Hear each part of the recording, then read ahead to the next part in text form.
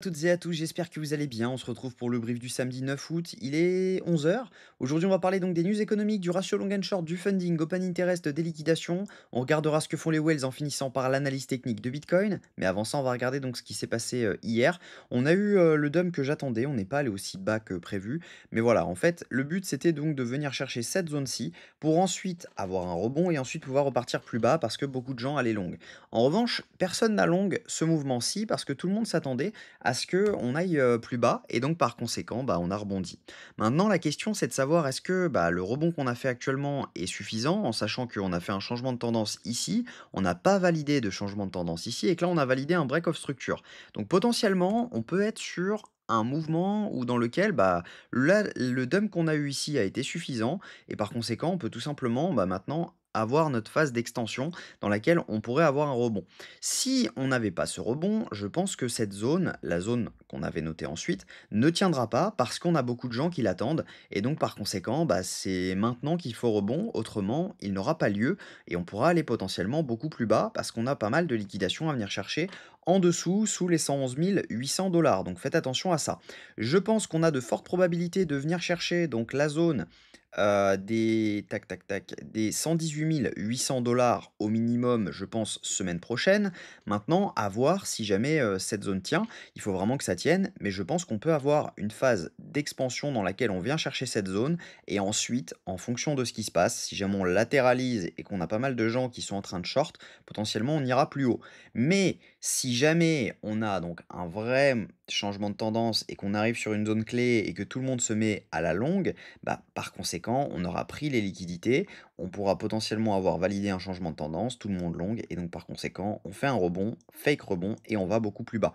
Donc il faudra faire attention à ça lorsqu'on sera dans cette zone autour des 119 700 dollars. Mais en tout cas, voilà, la première zone, la première target, je pense que c'est les 118 845 dollars, et on va confirmer ça avec les datas. Au niveau news économique, la semaine prochaine, on n'a pas grand-chose, mis à part mardi à 14h30, on aura l'inflation américaine. Donc attendez-vous à voir pas mal de mouvements quand même sur les marchés à 14h30, hein. L'inflation, c'est toujours des fortes volatilités si jamais on a des prix qui sont, enfin si on a des prévisions qui sont pas en adéquation avec les prix réels. Donc faites attention à ça. Autrement, la semaine prochaine, on n'a pas grand-chose d'autre. On aura simplement les ventes au détail principales vendredi. Donc voilà, c'est pas ce qu'il y a de plus important et les inscriptions au chômage hebdomadaire à 14h30 jeudi.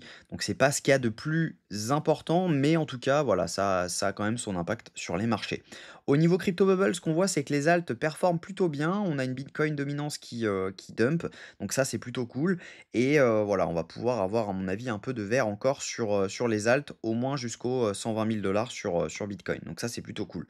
Si on regarde les liquidations, on a pas mal de liquidations à venir prendre au-dessus, donc jusqu'aux 118 000 $. Si jamais je me mets par exemple sur 3 jours, donc sur 72 heures, si jamais on regarde, on a pas mal de clusters à venir prendre de 118 000 $. Par contre, c'est ce que je vous disais hier, on a des gros clusters à venir prendre en dessous, donc il faut faire attention à ne pas venir prendre les liquidations au-dessus et ensuite avoir un changement de tendance et que les gens continuent de long.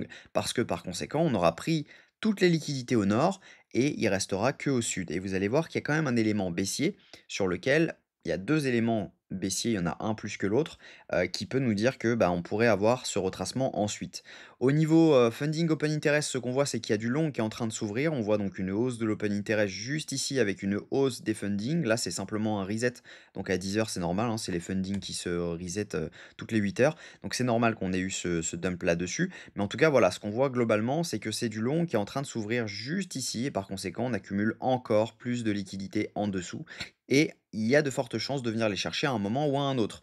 Au niveau de ce que font les whales vendent ce mouvement, elles ne l'ont pas acheté, c'est pas elles qui ont maintenu ce mouvement-ci, c'est vraiment les micro whales qui se mettent donc à arrêter de vendre, voire à acheter, et les retails qui achètent. Mais les whales, elles sont en train de vendre, donc faites attention à ça. Donc techniquement, ce que je pense, c'est que on reste haussier actuellement, mais il faut faire attention à ne pas perdre les 116 286 dollars, tout simplement du fait que si jamais on commence à les perdre, bah, on validera un changement de tendance et on pourra venir potentiellement chercher cette zone. Mais cette zone sera fortement longue, étant donné que beaucoup de gens l'attendent pour ouvrir du long. Donc idéalement, on peut maintenant à 120 000 dollars et ensuite on voit ce qui se passe. Idéalement à 120 000 dollars, beaucoup de shorts qui s'ouvrent. Si jamais il n'y a pas beaucoup de shorts qui s'ouvrent et que ce sont des longues, on ira probablement chercher les liquidations au sud et par conséquent pour être sur un top, de marché. Donc attention quand même à cette zone, bien retenir cette zone des 118 800 à 119 800. Si jamais les gens se mettent à short, ça restera bullish. Si jamais les gens se mettent à long et à FOMO, ça commencera à être dangereux. Voilà, j'espère que cette vidéo vous a plu. Si c'est le cas, je vous invite à vous abonner, à liker cette vidéo et à commenter ce que vous en pensez. On se retrouve demain à la même heure. Prenez soin de vous.